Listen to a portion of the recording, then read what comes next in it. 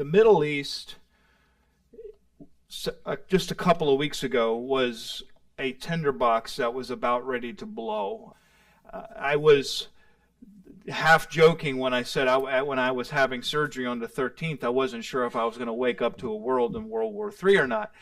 And that was quite literally. I'm watching things leading up to going back to the operating room, really watching things carefully. And it was really a point where I thought, we're on the verge of everything coming together, the church to be raptured, and everything to be set up for the Middle East, for the Antichrist to come on the scene and do what he was going to do. I literally thought that.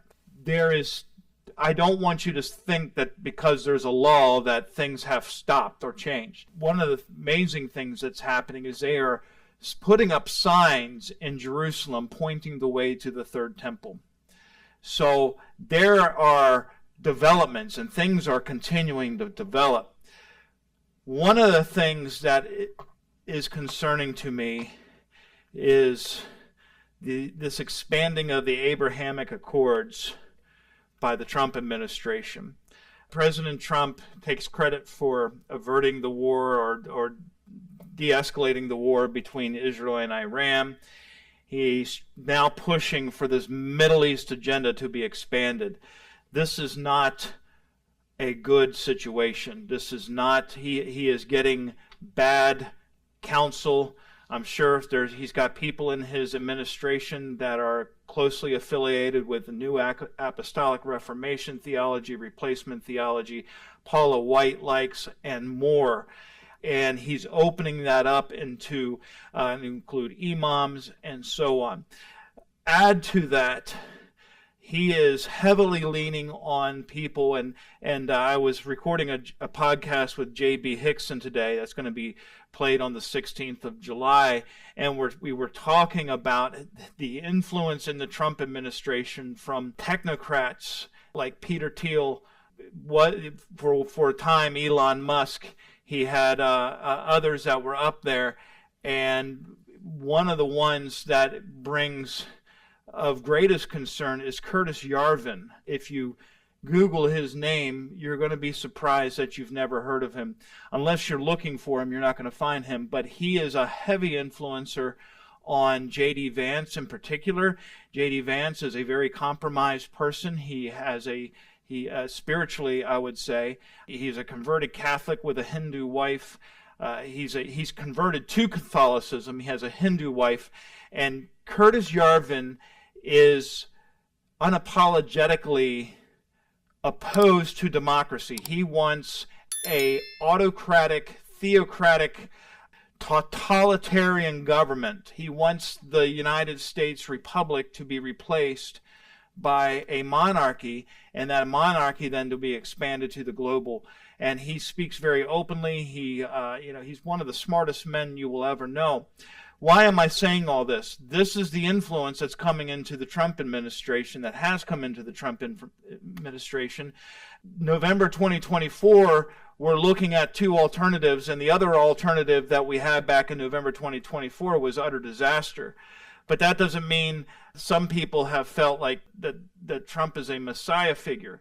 Watch this. There's actually, Bill Koenig on his website has a petition to tell President Trump to stop, to cease what he's doing with this, because it is leading to demise.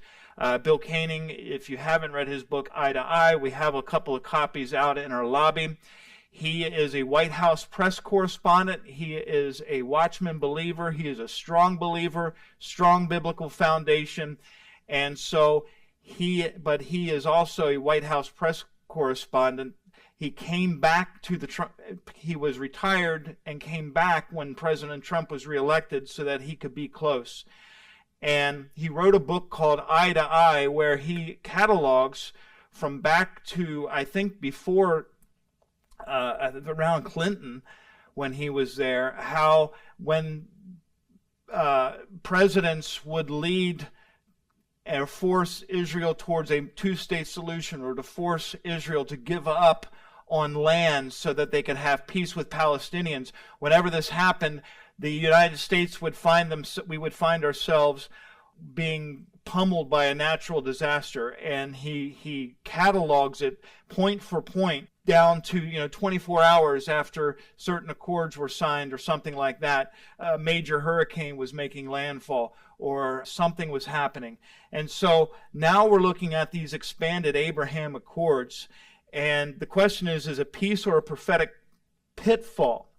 President Trump is pushing to expand the Abrahamic Accords to include the new leadership in Syria and others, and it's a rush to secure economic partnerships in the Gulf states. This is an economic-driven agenda.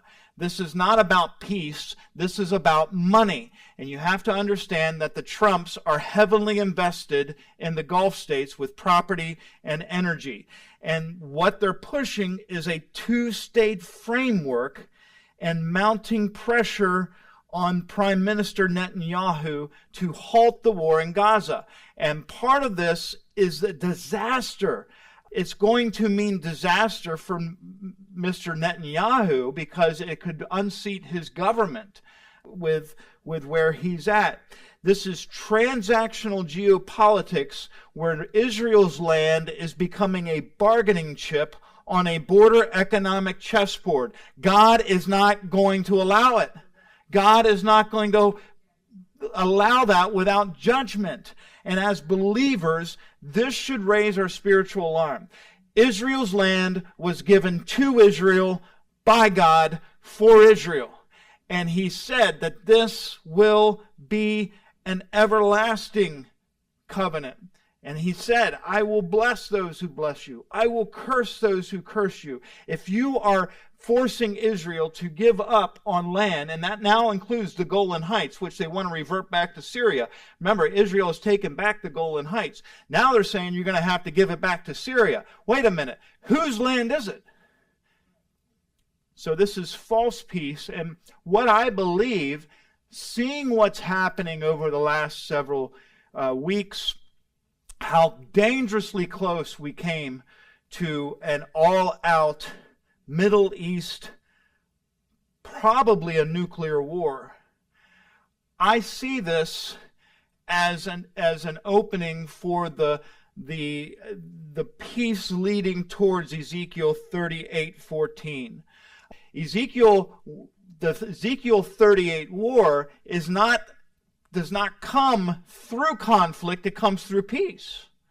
And Ezekiel 38, in the opening of the description of the war, describes Israel as people that are dwelling securely in peace.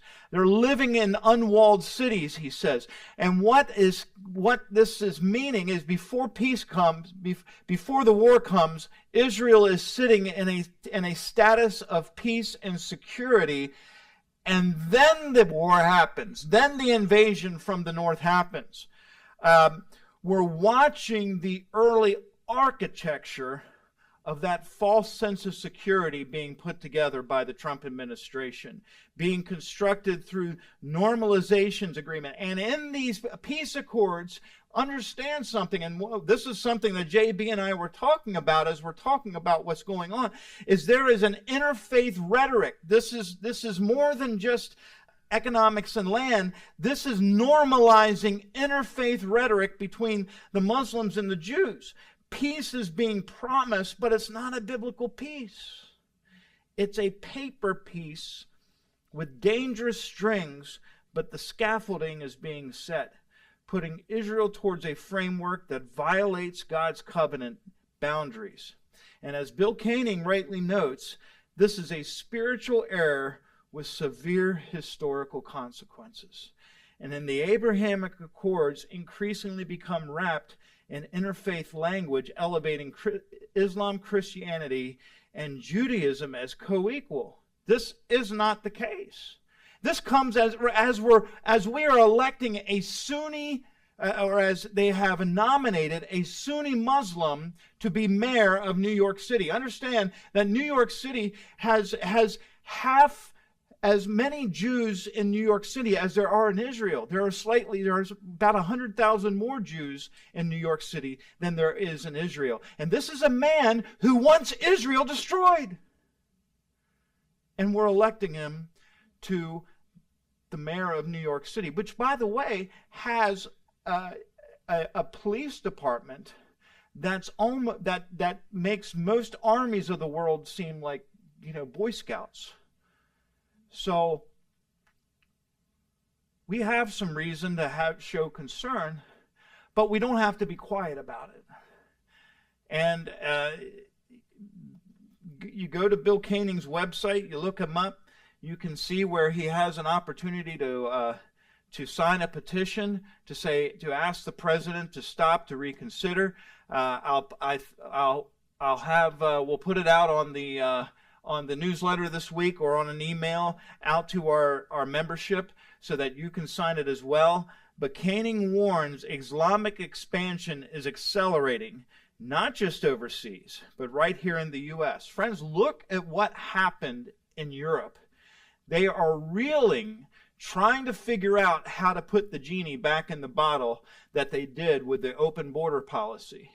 Look at the alarm that is being set off by our leadership, our law enforcement now. After 5 years of open border policy, they're saying how many thousands of Iranians came into the United States, and they've arrested a dozen or more.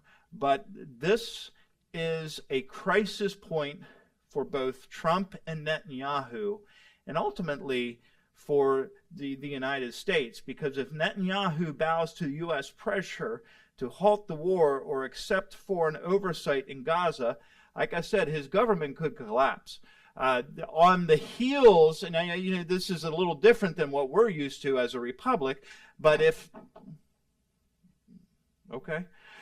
the majority is lost in the government, then the government is dissolved and they have to re-elect a new majority. And that could easily go over to a very liberal government. Netanyahu is a very strong political figure in Israel, but there are strong liberal figures. If you go to Israel today, you'll see that it's a very liberal country, especially Tel Aviv. They have pride parades that make ours look like, Girl Scout times.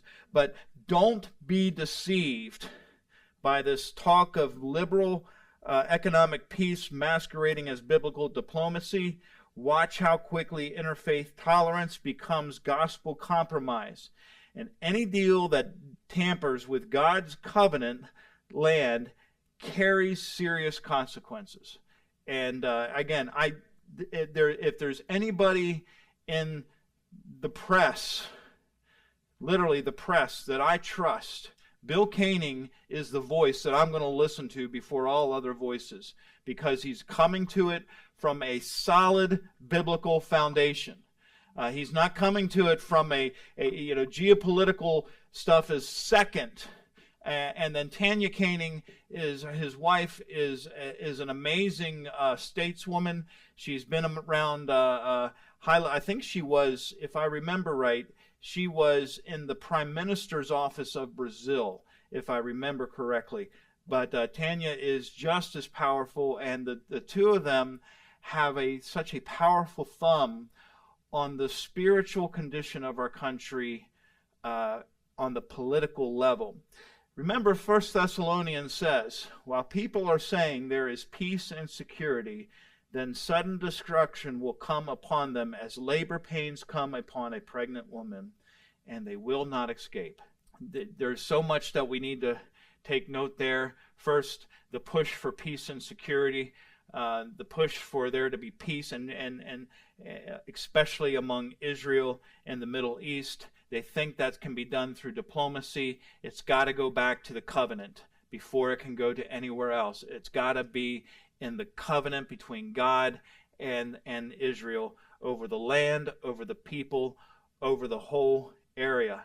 And then, the sudden destruction, that this comes quickly. It's going to catch a lot of people off guard. And then, here's the image of labor pains again, something that comes with increasing frequency and intensity. Once the labor pains start, you can't reverse labor pains generally.